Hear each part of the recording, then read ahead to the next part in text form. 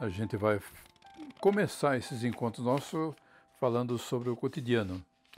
O cotidiano que é o comum das pessoas no dia a dia. Aliás, o Jaime Rubio tem uma noção muito fantástica a respeito do cotidiano.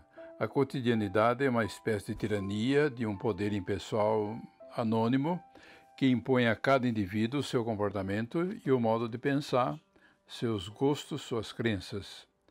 O mundo cotidiano é o mundo familiar. Quer dizer, essa força que faz com que eu tenha o meu jeito de levantar, meu jeito de tomar meu de jejum, meu jeito de trabalhar, etc, etc. O que eu devo fazer para evitar esse cotidiano? Devo dar um significado às coisas que eu faço.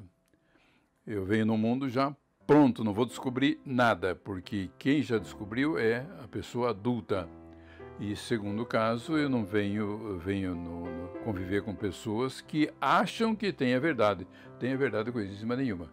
Então, você pode ver que a coisa muda.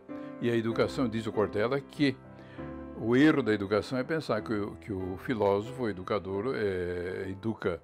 Quem educa é a família. Eu estou em casa. Hoje, o que as pessoas fazem? Terceirizam a educação, quer dizer, primeiro impõe as coisas, não leva a pessoa a pensar, e só existe educação quando Aristóteles diz que a gente só educa quando a gente é levado a pensar o fato.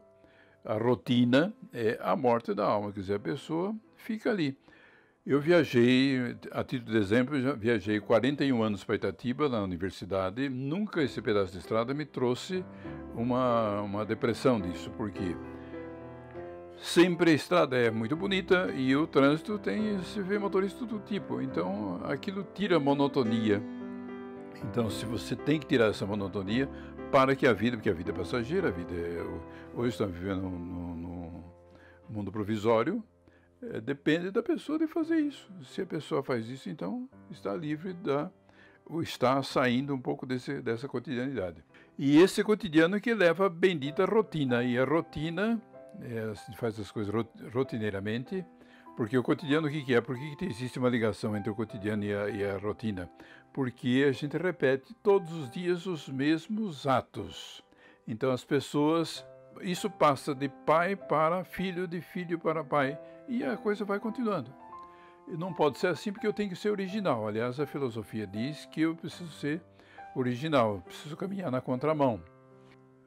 Outro detalhe que a gente nota também no cotidiano é o seguinte: no dia a dia, na prática do dia a dia, as pessoas se aproximam, estão juntas, acham a beleza, etc, etc. Depois, passado um tempo, sei lá, por qualquer motivo, se afastam e depois, passado um tempo, volta de novo como se nada tivesse acontecido. Então, o que a gente conclui? No cotidiano não existe reflexão, existe repetição das coisas. Então, o cotidiano, não existe consciência crítica no cotidiano. Não existe consciência crítica no cotidiano. Então, o que acontece? Quer dizer, as pessoas agem, falam, mas o mundo continua do mesmo jeito.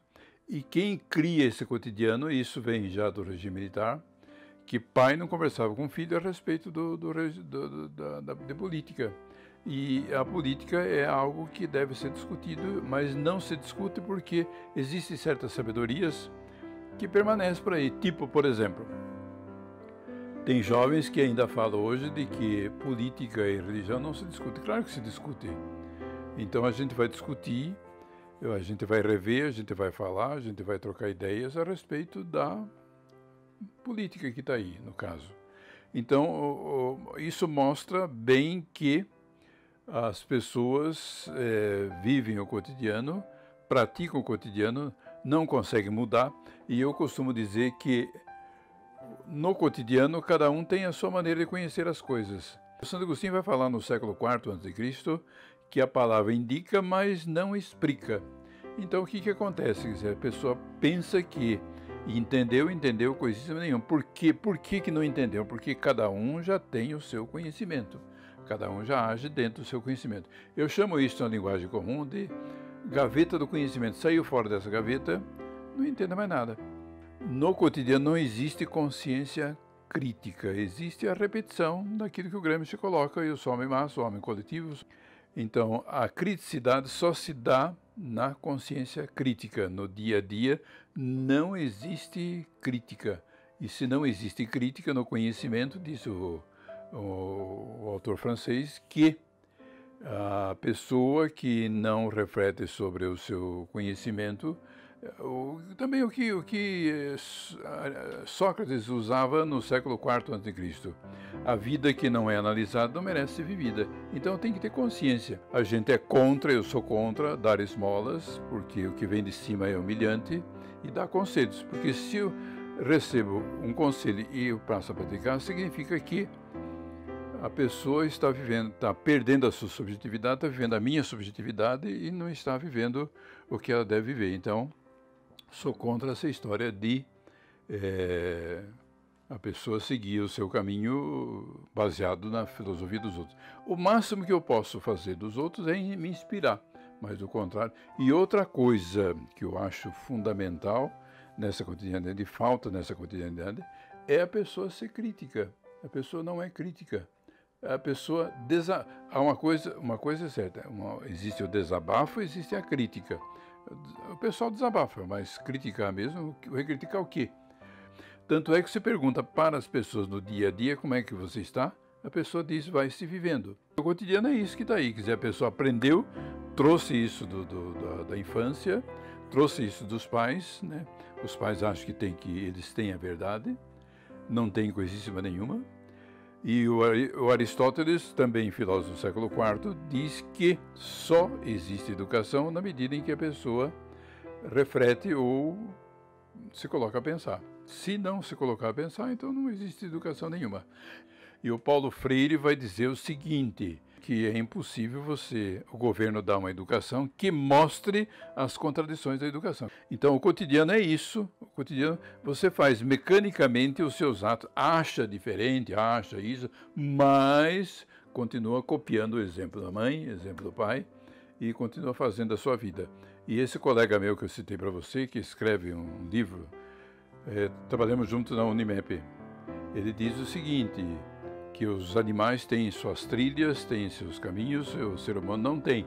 Como que o ser humano vai fazer o seu caminho?